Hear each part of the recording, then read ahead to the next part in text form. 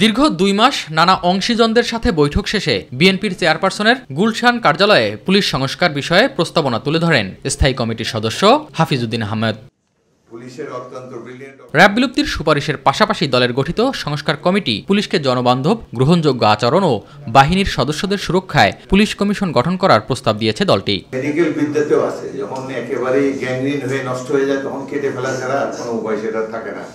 এবং সেই জন্যই আমরা মনে করেছি র্যাব বাহিনী আন্তর্জাতিকভাবে এমনভাবে নিন্দনীয় হয়েছে, আর দেশের মধ্যে তো র্যাব মানে একটা দানব সৃষ্টি করেছে তারা।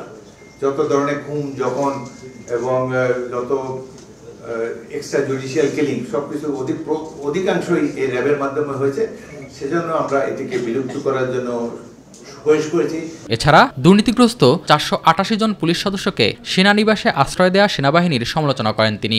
সরকার ছিল না এই সময়টা, এই ঘটনাবলী অনেকটাই অস্বচ্ছ, সুতরাং কে যে এর জন্য প্রকৃতপক্ষে দায়ী বলা মুশকিল। তবে আমার মনে হয় যেহেতু তারা ক্যান্টনমেন্টে আশ্রয় গ্রহণ করেছিলেন, তাদের এই পলায়নের ক্ষেত্রে ক্যান্টনমেন্টে সিনিয়র পুলিশ কর্মকর্তা, সেনাবাহিনী কর্মকর্তাদের বা সামরিক বাহিনী কর্মকর্তাদের কোনো ভূমিকা থাকতে পারে, কিন্তু এটা নিশ্চিতভাবে আমরা বলতে পারি না। ওই সময়ের পরিস্থিতি ছিল গোলমেলে, যার ফলে স্বচ্ছতা এখনো বা ধীরে ধীরে এটি অবশ্যই প্রকাশিত হবে। এর আগে সকালে রাজধানীর শেরেবাংলা নগরে সাবেক রাষ্ট্রপতি ও দলের প্রতিষ্ঠাতা জিয়াউর রহমানের সমাধিতে সাবেক যুবদল নেতা ও বিএনপির নির্বাহী কমিটির সদস্য মহিউদ্দিন আহমেদ জিন্টুকে নিয়ে শ্রদ্ধা জানান গয়েশ্বর চন্দ্র রায়। পরে তিনি সাংবাদিকদের বলেন, বাংলাদেশের অভ্যন্তরীণ বিষয়ে কারোর মুনশিয়ানা চলবে না। দিল্লির সংকেত ছাড়া একটা ব্যাংকের এমডিও নিয়োগ হয় নাই, এবং কে কোথায় বিচারপতি হবে, কে কোথায় কি বড় বড় পদে থাকবে, কে এমপি হবে, কে মন্ত্রী হবে, সেটা তারা ডিসাইড করতেন।